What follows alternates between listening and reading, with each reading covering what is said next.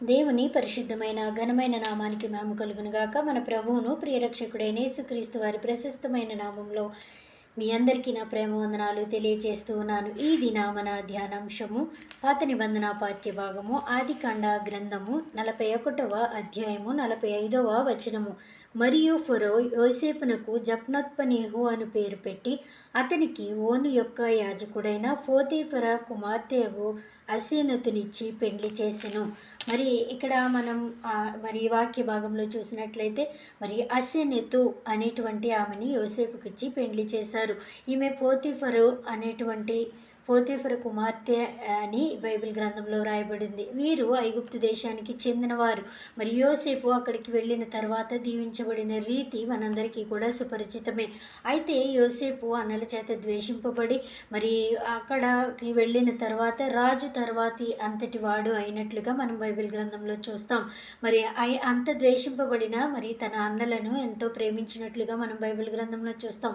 ఇంత మంచి వ్యక్తికి మరి దేవుడు ఒక అన్యురాల్ని ఏర్పాటు చేశాడు. మరి అన్యురాలైనప్పటికీ ఆమె జీవితం మరి ఎంతో మరి చిగురించినటువంటి జీవితం అని మనం జ్ఞాపకం చేసుకోవాలి. మరి దేవుడు యోసేపు దగ్గరికి ఈమె వెళ్ళిన తర్వాత మరి వారికి మంచి చక్కని కుమారులను దేవుడు అనుగ్రహించారు. మరి అసీనతు మరి తన భర్తకు లోబడి మరి తన దేవతల తట్టు అతన్ని తిప్పాలని చూడలేదు. కానీ మరి అసీనతు మరి తన భర్త మరి సేవించుచున్న దేవుని సేవిస్తూ అతనికి లోబడి ఒక మంచి జీవితాన్ని ఆమె కలిగి ఉంది అని మనకి పరిశుద్ధాత్మ దేవుడు మరి జ్ఞాపకం చేస్తూ ఉన్నాడు. మంచి ప్రవర్తన మరి మన బిడ్డల యొక్క మరి స్థితికి కారణము అవుతుంది. మరి ఈమె జీవించినటువంటి ఆ జీవితాన్ని బట్టి దేవుడు ఈమెను జ్ఞాపకం చేసుకున్నాడు.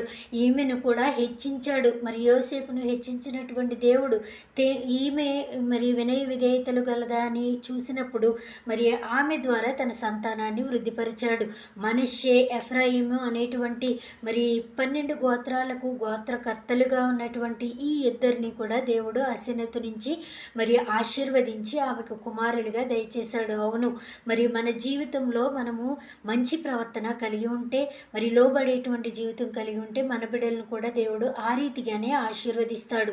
అసీనతకు కలిగినటువంటి ఆ ఓపిక, పట్టుదల మరి ధైర్యము, లోబడేటువంటి తత్వము మనం కూడా కలిగి ఉండాలని పరిశుద్ధాత్మ దేవుడు ఆశపడుతూ ఉన్నాడు. అలాంటి మంచి స్థితిని కలిగి ఉండి మన కుటుంబంలో ఉన్నటువంటి బిడ్డలను కూడా ఆశీర్వాదానికి వారసులుగా మనం కూడా చేయలాగున పరిశుద్ధాత్మ దేవుడు మనందరికీ కూడా అలాంటి కృప దయచేయునుగాక. కృప మనందరికీ తోడైయుండునుగాక. ఆమేన్.